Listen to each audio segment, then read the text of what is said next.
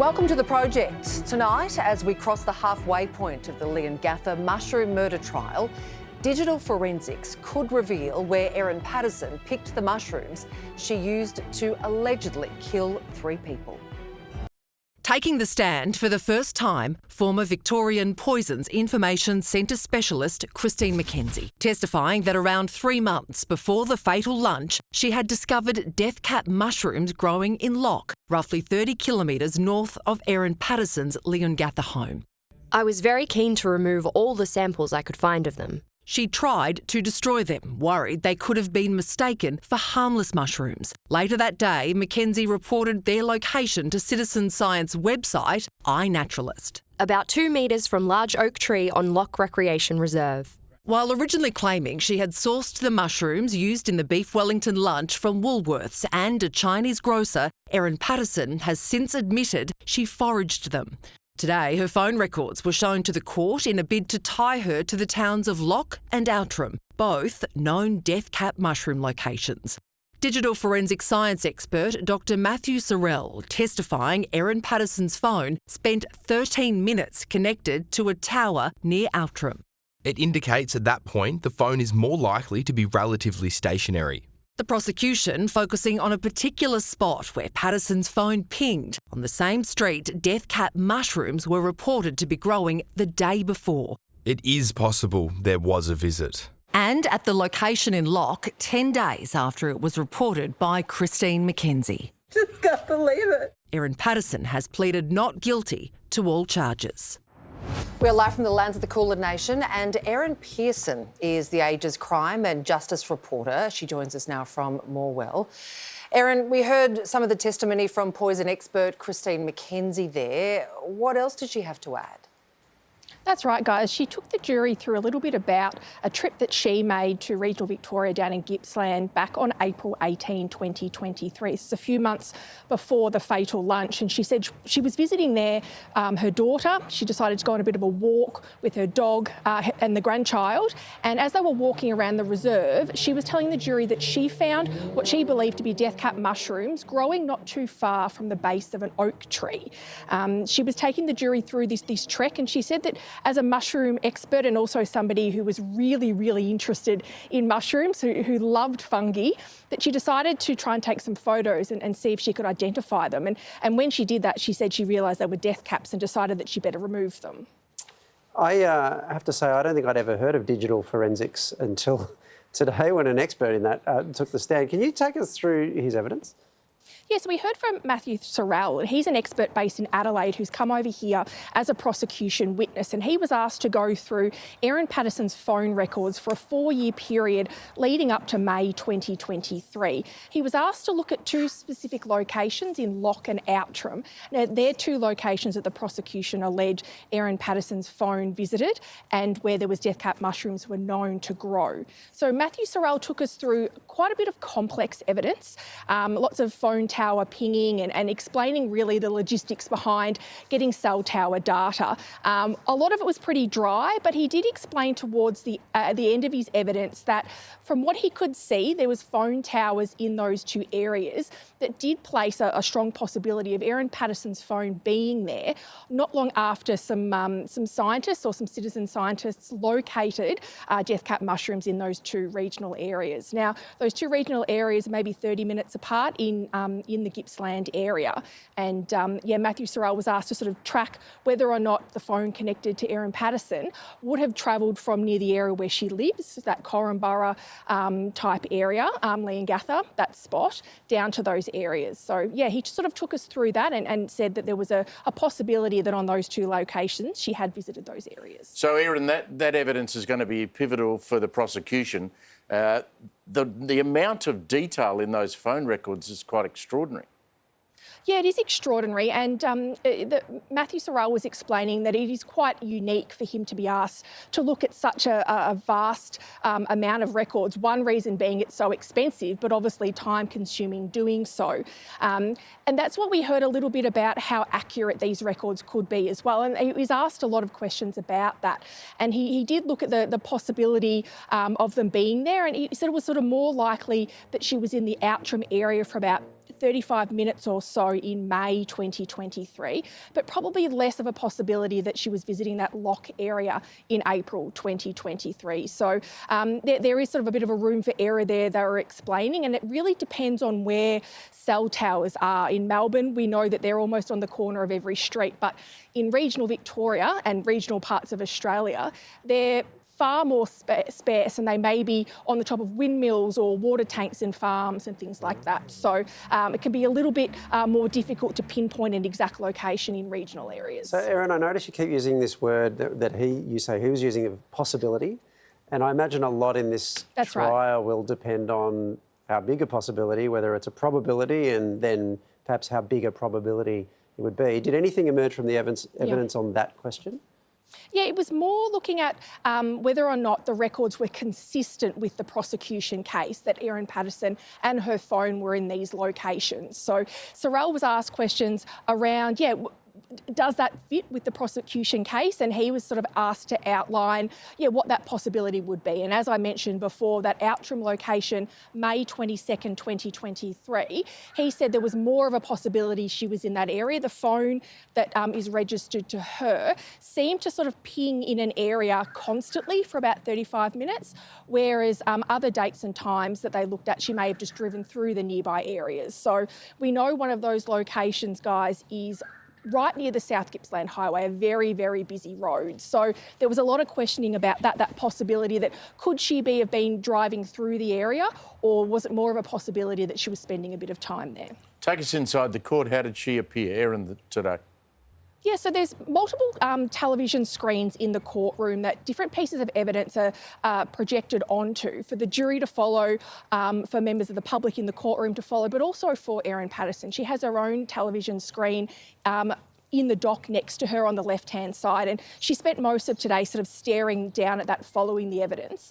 As we know, these call charge records were significant. There was pages and pages of documents and different maps as well, maps of where these cell tower locations are and how close they are to these different locations in regional Victoria. So she was sort of staring at that screen for most of the day. There was members of the Wilkinson and Patterson families in court. They were sitting on the other side of the courtroom, but it was a packed courtroom again today. We've barely seen spare seats in the room for the whole of the trial, and we're at day 14 now, and the line outside the courtroom is certainly getting longer and longer in the mornings.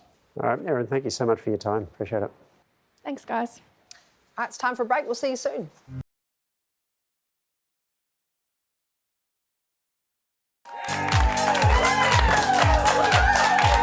Let's get some more news now, and a busy 24 hours for Anthony Albanese. He not only met the Pope at his inauguration mass at the Vatican, he talked trade and defence with world leaders in Rome. Albanese also sat down with Ukraine President Volodymyr Zelensky. The PM raised the case of Aussie Oscar Jenkins, who's been jailed in Russia for fighting with Ukraine. We continue to seek his freedom and his return to Australia, and we thank you for the assistance in that. Joe Biden and his family are tonight considering his treatment options after a shock cancer diagnosis for the former US president. His office has revealed the 82-year-old, whose health has long been under the microscope, has an aggressive form of prostate cancer that has spread to his bones. Donald Trump was among those to wish Biden a speedy and successful recovery. Back home, Vodafone has started a telco war, accusing Telstra of misleading Aussie consumers by overstating the reach of its mobile network by as much as 40%. It alleges for years Telstra's been charging top dollar for signal strength that can only be accessed with a special antenna. Vodafone's parent company, TPG Telecom, wants the ACCC to investigate. So it's now just a time to come out, be very clear, and tell Australians how big is the mobile network. We make it very clear that if you want that extended coverage, you're best if you use an external antenna. You got to fake it till you make it, right? That's the approach that Gen Z workers are taking, with almost half of them admitting to lying on job applications. Mostly they're fibbing about their previous work experience and responsibilities. And although Gen Z are the biggest culprits, 1 in 4 of all generations admit to being untruthful went on the job hunt. Interesting. I did it here. I put Peter Hellier on mine. That was your, Yeah. that's in your name. And then they just thought I was Peter Hellier, and that's how I ended up here. Have they figured it out yet? No, they think I'm Dave Hughes now. I've got them sorted. Got Well, them. Is your voice breaking? Something wrong with you. It's an exciting time in Peter Hellier's life. No, I'm losing my voice a little bit, and I thought you wouldn't bring it up. I've been working for 53 years and I've never done a CV. Do you have Really? But if I did do a CV... What? If I did a CV, I wouldn't have a problem lying on it. What would you lie about? You have to finesse it. Yeah, finesse it a bit, people you've met, places you've worked that you haven't really worked at. People you've met. Yeah, What is a CV then? Didn't you hire people? Yeah, I did, but Did you I didn't ever bother look reading at the CV. You just go off of, are you a vibe kind of guy when it comes to... If someone comes in who wants a job, I don't want to look at what they might have done in the past. What do you ask? What do you Look them say? straight in the eye, not you. Look them straight in the eye. Bang, you got a job. Oh, wow. Not you. You sound like the best boss of all time. So it's just completely vibe, nothing else? Correct. Okay. And I've never failed. Well, once or twice. Have you got... Oh, tell us the No. worst ones. No, I can't do that. Have you ever just gone, no, it's not Oh, happening? 100%. Yeah. We literally just saw it with Sam. Like, we just saw it. Yeah. He was joking. We've got a bond, him and I. But, bad luck for the other people. Yeah, okay. Anyway, guys, speaking of jobs, Hollywood star Owen Wilson is shooting his new high-speed blockbuster called Runner on the Gold Coast. That's either him or Georgie Tunney. Now, plenty of locals turned up to check out the action, among other reasons. So tell me, guys, what are you here for today? Come down to have a look at the filming of The Runner here on the Gold Coast in Robina. I just came down to dry some washing at the laundromat. There you go. Now, she did get Owen Wilson's signature, but it came out in the wash. But for the locals that were there to actually see movie magic, let me tell you, it was a beautiful experience. It's nice to think that you were standing nearby when the car was zooming by or a body's getting thrown out or something like that. So, no, it's nice to think that you've been a part of something. Yeah, I think you can relate to it, can't you? What, throwing a body out of a car? No. Once again, she must have driven with Georgie Tunney. All right, it's time for a break. More Project after this.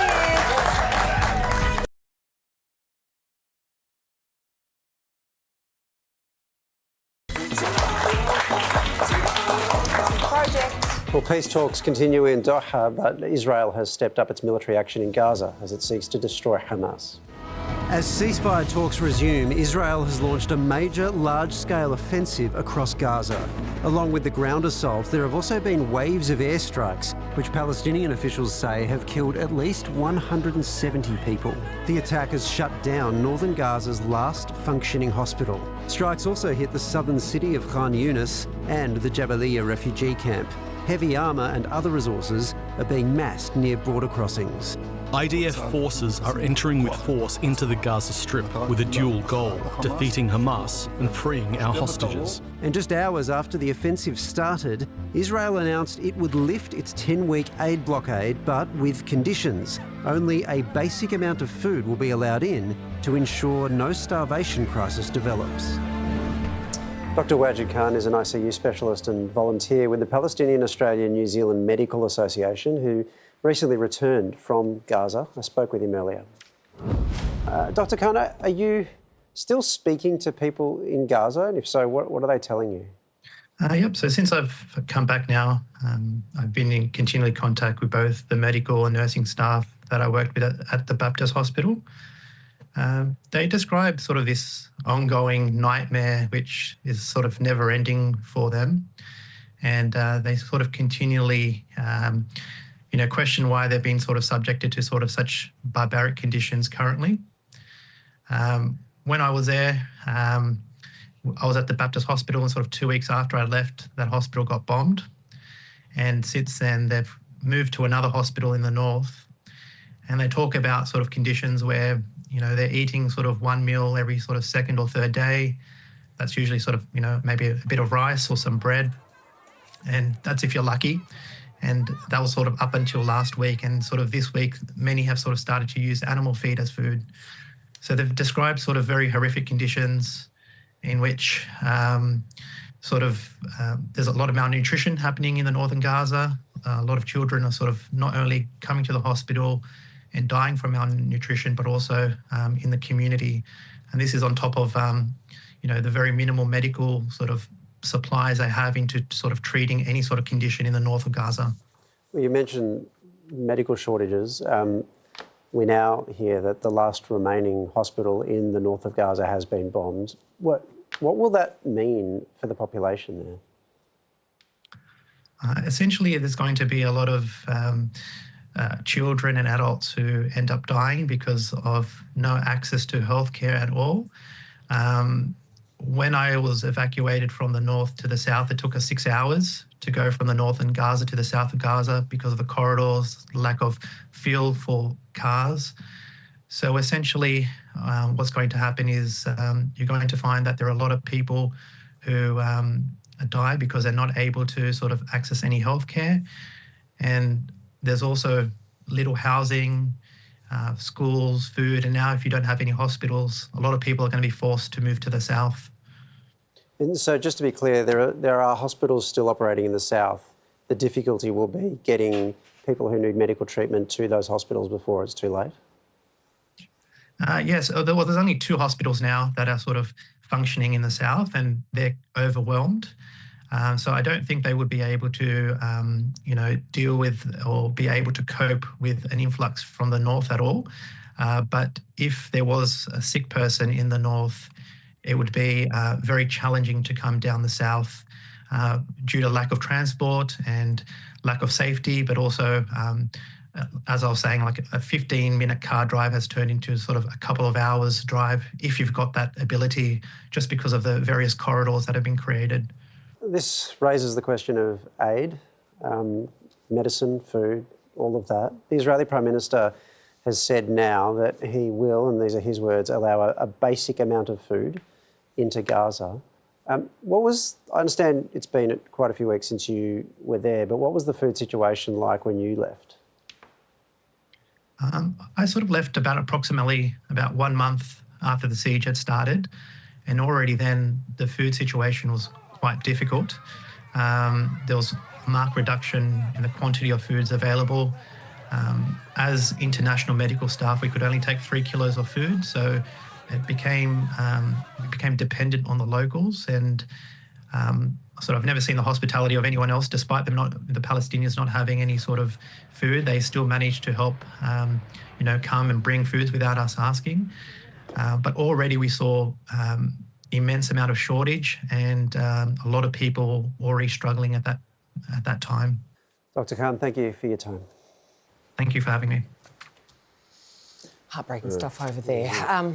Stay with us on the project. Still to come, Aussie Olympic legend Michael Klim joins us with the latest on his battle against his rare autoimmune disorder. That and heaps more still to come. See you soon.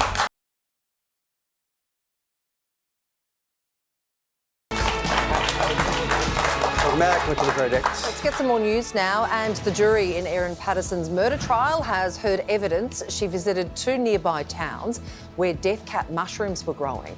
A digital forensic expert testified that data put Erin's phone at those locations in the lead up to the lunch that killed 3 of her in-laws.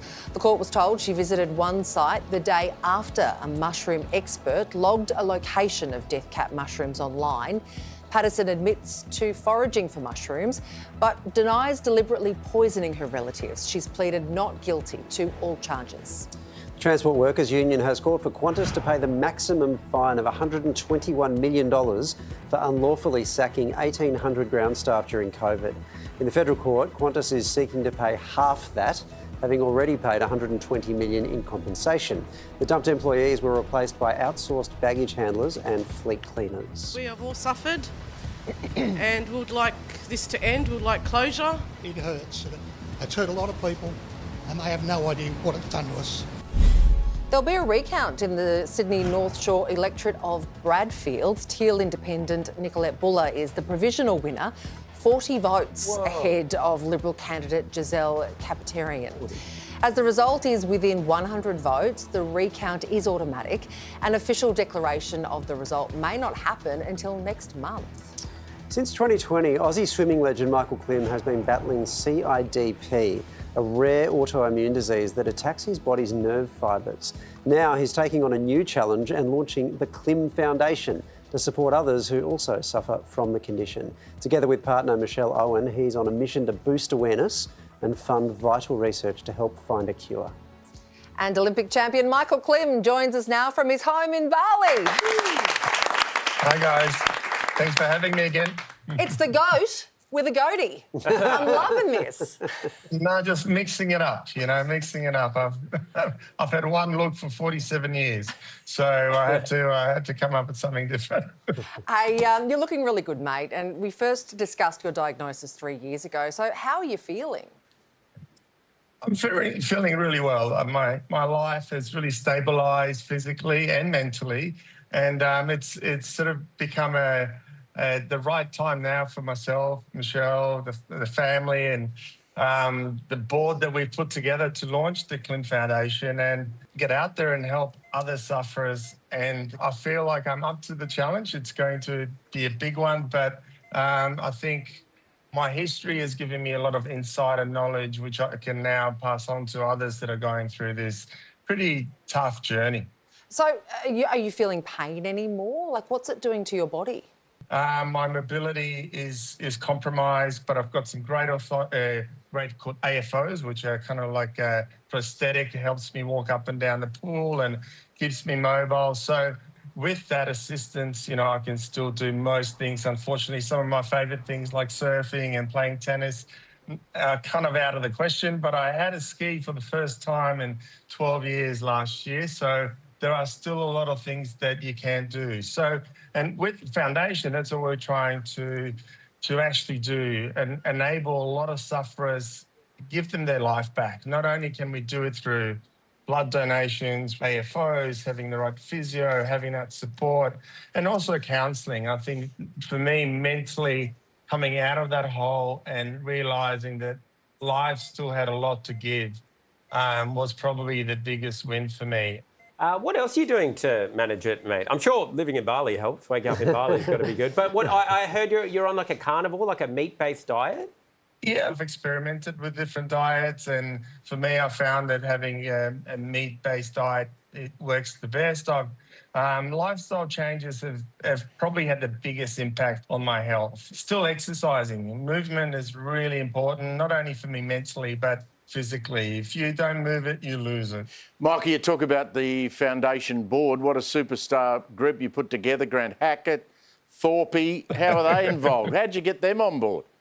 The boys just wanted to help me raise the awareness of this condition, and we do have a board that has got a lot of experience from Paul Burrs from Mission Australia, Mark Salby from Starlight. We've got my best mate Dave Salzberg, obviously family, because it's going to take a group of champions to get to find not only a cure but to overcome this challenge. One person who is involved that you didn't mention there is Gary Hall Jr. Now, this is the man who said they were going to smash you like guitars, and you smashed him like a guitar. I just don't know what to do, because I want to hate the guy, but now he's a good guy. Now he might be a good guy. What's happening?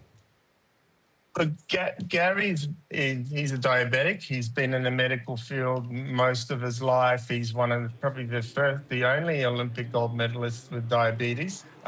He loves Australia, even though some of the Aussies don't love him. But I'm going to make it my mission that he's going to be a favoured Aussie very soon. But there is no united body for CIDP in Australia, so we want to be the first one. There is one globally, but nothing here. So today, obviously, I want to call out to anyone that wants to join our team and either donate services or obviously funds. That would be amazing.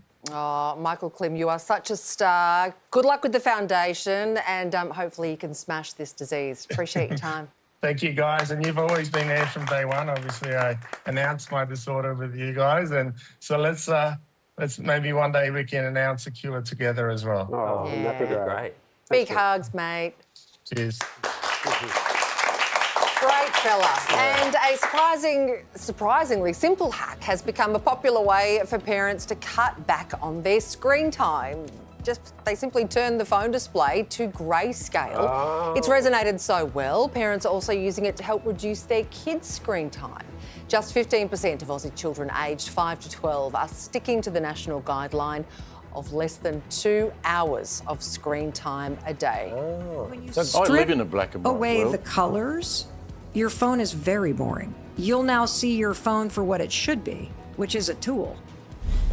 Might surprise you, I live in a black and white world. It wouldn't work with me. Do you? Do you I love remember- things You in black don't and see white. colour?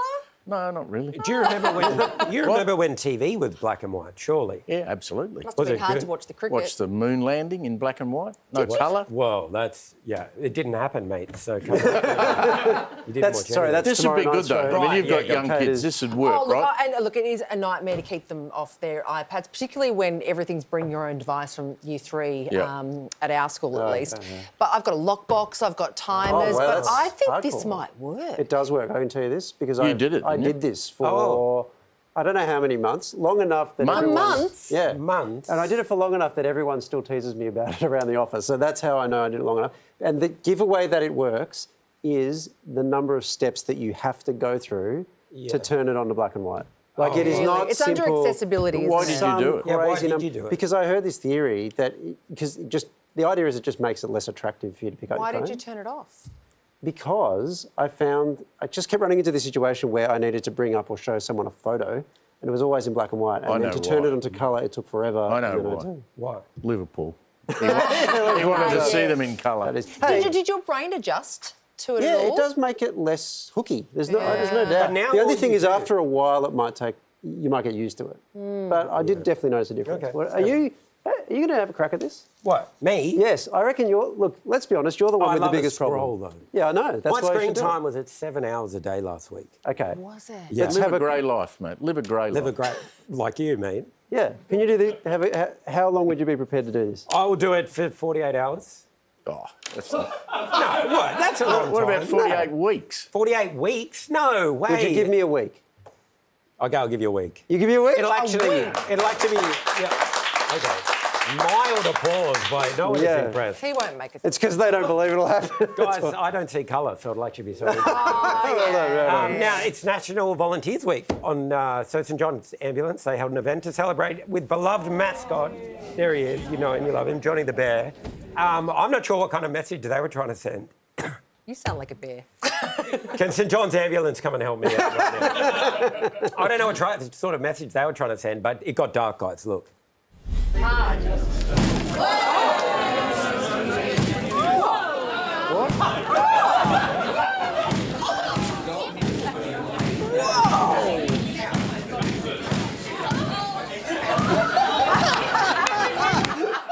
What the hell are you doing to Johnny?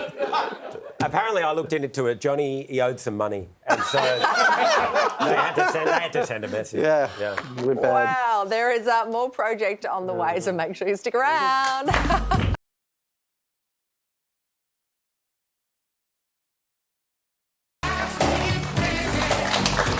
Welcome back. This is a project I can confirm. We have converted Sam's phone to grayscale. I don't know if you can see that.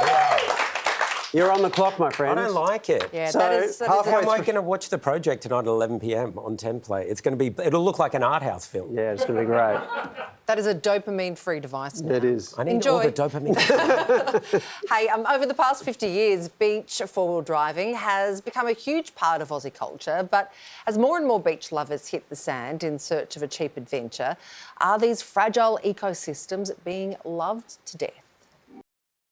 What I love about the beach is being actually close to the ocean, hearing the waves, and having a sense of, I think, freedom and also a sense of wide open expanses. Professor Thomas Schlacher is one of the world's leading experts in beach ecology.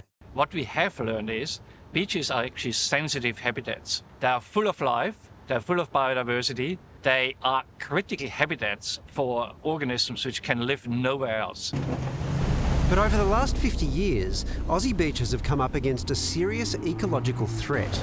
On the same weekend a young driver lost his life, hoons show a reckless disregard on the very same beach. It's legal to drive on a majority of regional beaches around Australia, including in national parks, with Victoria the only state in which it's banned. There is no such thing as a trip down a beach in a vehicle which doesn't have some form of impact. Experts say every part of the Aussie beach ecosystem is affected by four-wheel drive activity. The dunes are home to fragile plants. The soft sands on the upper shore are nesting spots for many bird species. Further down, the hard sand is filled with invertebrates like worms and clams, a key food source for fish at high tide. Thomas has just released a global meta-study outlining the effects of 4x4s on bird populations. There's fewer species, the birds are stressed, the populations are going down, and when the little chicks get run over, the adults getting flattened or the nests getting destroyed. Many Aussie beaches are also home to endangered nesting turtles, with the deep tyre ruts trapping hatchlings as they migrate to the ocean. So here's a very dramatic example of how a single vehicle rut or even a few vehicle ruts can have a very dramatic impact. And eventually they overheat, they run out of energy, or they get eaten. One of Brett Lynch's earliest memories is driving on the beaches of Gari, formerly known as Fraser Island, with his dad. Bouncing around in the back of his old Series 2 Land Rover and just driving up the beach, and just the freedom that we felt from being able to do that was just amazing. Now, the president of Bundaberg's 4x4 Club, Brett believes it's only a minority of people who are doing the damage. Some people just don't bother to learn the rules or don't want to follow them for whatever selfish reasons. The Noosa North Shore has some of Australia's most popular beaches for four-wheel drivers, with one national park seeing more than 2,100 vehicles on its beaches in a single day earlier this year. If I was out on the beach and there was 2,000 cars driving back and forth every day, I may as well just camp next to the Bruce Highway. It's a sentiment many, but not all, locals agree with. I think especially around the busy seasons, it's just mad. Like you can see cars all the way across. Some days you can't get a camp spot along here and there's thousands of camp spots. It's just full. It'd be pretty all right to keep the numbers the way they are, as long as people are respectful to the beach. I could go back to the 1970s and all that, and it was just absolutely pristine, you know, it was absolutely beautiful, but I can see a lot of damage being done. With the issue in a stalemate, Thomas and Brett agreed to meet to see if a compromise could be found. We do this because it's fun. It's great. We really enjoy it. It's getting away from the hustle and bustle and everything like that. You know, but that is increasingly not the case anymore, because when you look at numbers now, yes, the hustle and bustle has moved to the beach. Yeah, there's definitely a limit, and we've definitely approached it or hit it or gone past it already. So if we can get that number reduced and get it back to that connection or the isolation, I mean, that's why I like it. But should 90% of our national park beaches be a place for 4x4 enthusiasts? The thing I like about them is some of the history and all of that is in those national parks. That's why I like going four-wheel driving, is to find those stories. We created national parks to protect nature, right? We need to have some sections where we say, look, maybe only emergency vehicles or rangers or whatever, you know, because that balance needs to be reinstated, right? Australia isn't the only country battling this problem. In the face of widespread ecological damage, South Africa banned all driving on beaches 20 years ago. It had an enormously dramatic impact. Within a very, very short period of time, the bird populations recovered, the fish populations recovered. But for many Aussies, driving on the beach is more than just a hobby. My fondest memories growing up with my parents is camping. Those memories are just... my father passed away last year. That's all I have of him now is that. And so being able to share that with my kids, and it just helps them have those memories and sort of keeps those memories alive. I'm not an advocate or a proponent for a blanket ban, never. But we cannot actually continue a use practice which jeopardizes what all of our kids want to enjoy in decades to come. I think we got an incredible moral obligation to pass on ecosystems and not dead piles of sand.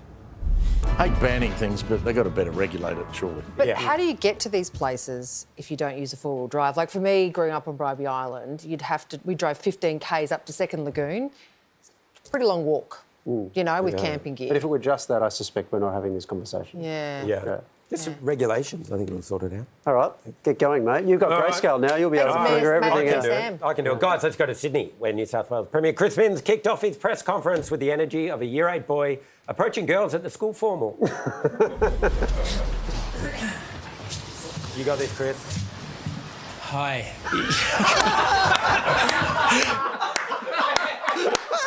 Daddy. My man. Repeat after me, Chris. I've got a girlfriend. She goes to another school. Problems are solved. Oh, you are watching the project. We'll be back to that.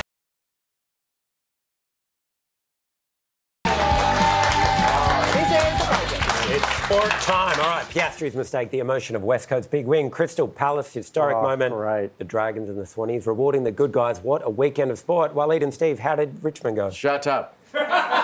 Let's go. Well, let's go back there, starting with the AFL. Brian Taylor was commenting the Brisbane-Melbourne game yesterday, and when it comes to footy, my man BT, no one loves it like him. I just love watching Brisbane come through the middle, Nickett. I don't know what turns you on, but this has an effect on me. It's lovely to watch. Hold the meter. Whatever floats your boat, Brian. Yeah, there we go. I'm with you though, Brian. Greatest game on earth. The AFL need to do a shirts for skins round. Let's go to the NRL where Roosters new recruit. Here we go, Mark Nawawangi Tiwasi produced one of the best tries I've ever seen. Watch him get this kick Look at away this. You'll love it. and This is stay in the unbelievable. field of play. Stays in. Oh, he can't. On the Oh, boots. my God. How did he do can't. that? Now, He hasn't cannot. touched the line. that's oh, my God. What an effort Look from this man. Look, it might look hard, but it's easier than pronouncing his last name. In other surnames I can't pronounce, Rabbitohs player Keon Carlo Amatangi impressed coach Wayne Bennett in the post-match press conference. My effort doesn't change. I just try not to think about too much. Don't think about my gas. I just go out there and just try. That's the great part about it, mate, isn't it? You're just not thinking anymore. Well, if not thinking is what it takes to play NRL, you are looking at the next immortal right here. This morning, the Thunder knocked the Nuggets out of the NBA playoffs, and three-time MVP Nikola Jokic can see an upside to the devastating loss. We will see, But from now, like next couple of days, there's going to be a lot of beer probably. Hey. Couple of years, man, tamest Mad Monday ever. If that was in Australian football, he'd already be wearing a dress and have assaulted a security guard. But I guess. Whatever floats your boat. In minor league baseball, the Canopolis Cannonballers have a little gimmick where their mascot is a real-life bat-fetching dog. That's right, a bat-fetching dog. Now, it's a bit of good, clean fun. Well, not always good, clean fun. As Miss Casey Betty. Oh, no. No, thank you. Made her appearance. Bad dog. And there you go. The Bat Dog has made her presence felt. It's a new dog. Brother, baseball of all sports, the gloves are readily available. Bottom of the ninth, more like bottom of that guy's career, if you ask me. Finally, to English soccer, guys, where League One team Charlton Athletic made it through to the playoff final, and the fans, they were full of support. Oh, look at that. Look at what a sight. What is that? He loves it. It's like the Mona Lisa. They follow you around the room. Look at it. Yeah. Look at it. Doesn't matter where you are, it's got eyes on you. Guys, that was. Hey, our next guest is a powerhouse vocalist who was dominating the charts before stepping back from the spotlight, but Jessie J is now well and truly in her comeback era. As long as I'm here, no more tears. I'm not wasting time being sad tonight. After all these years, finally living my best life. Would you give it up for Jessie J? Hi guys. Yeah, you should do, because it is a bop. Living My Best Life, the song is called. What does your best life look like these days? Oh, being a mum, honestly, is the magic of my day. I just love my boys so much. This is the price tag, Bear, just to throw to this for a second. That so it is doesn't... so cool. I kept it for 15 years So when I had a baby, I could give it to him, and he doesn't even notice that it's there. So yeah. No, living my best life, just enjoying this. I'm so grateful to be back and putting out music and being a mum as well, and having a career and a child and having both, and I'm loving it. And I'm so happy to talk to you guys.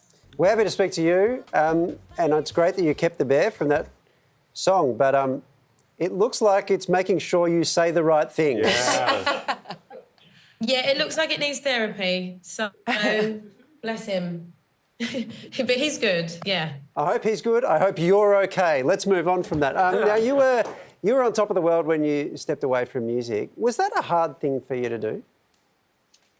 No, I mean, I haven't stepped away from music in the sense I've done shows and tours, and I've spent a lot of time in China and Brazil, but putting out a body of work has obviously been a long time. It's been nearly 8 years since I put out an album that will be coming later this year.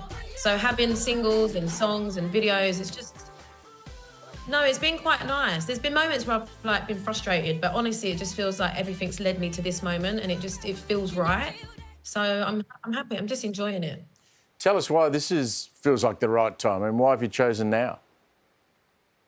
I just think all the moments aligned with my team. It's really hard to find the right team, and I've definitely found the right team. And just how I am as a person. You know, I'm almost 2 years postpartum, and I just feel like I'm finally able to pull back into myself a little bit, and I just feel like the music deserved to be out. And I mean, living my best life I wrote in 2020, so it's already 5 years old. It's actually insane. Your voice is too good for it to be away from us for too long, so don't do it again. Your voice guy is so gorgeous. Does he know his mum is a pop star? Oh, look at those little shoots. I know. I just want to eat his... he's starting to understand, but he just, every time he hears me singing, he looks to everyone in the room and goes, Mummy's singing. Like, he wants everyone to know I'm singing, which is the most adorable thing. And he now finishes the songs that I was sang to him since he was a baby. Aww. So I've sung yeah, Mommy, going to sleep. And now he sings it to me while he falls asleep. Oh, that's so cute. Adorable. Hey, Jessie, today I read that you are thinking about getting into stand-up comedy, which I hope that's true. Is that true? It is true, and now I just feel pressured to make people laugh. But no, I've always enjoyed making people laugh. I've always been a bit of a goofball, to be honest, and I think just the combination of music and laughter is just such a beautiful blend, so yeah. Are you trying any bits when you're on stage in between songs? Just being like, hey, you guys ever notice this on the train?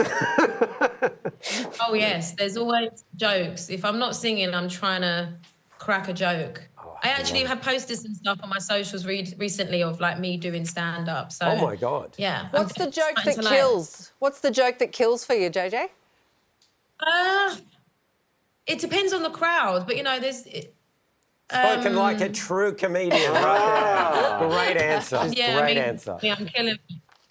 But yeah, one of my favourite ones is I ate cat food last week and I didn't mean to, and don't ask me how, which is one of my dad's favourite jokes, but yeah. You got the approval of the comedian. I think that's actually the most important thing. That's red hot. The line is so choppy that the delivery of that wasn't great, but, it's very choppy. So I'm like, wait, I can't hear you guys and I can, so... Yeah, come to a show. When I come to Australia, I can do a show and you guys can come and then you can give me your... I love this. You think I'm funny. You can stream Jessie's new singles now. Would you please thank Jessie J? Thanks, Steve. Nice to see you tomorrow. Bye. Bye.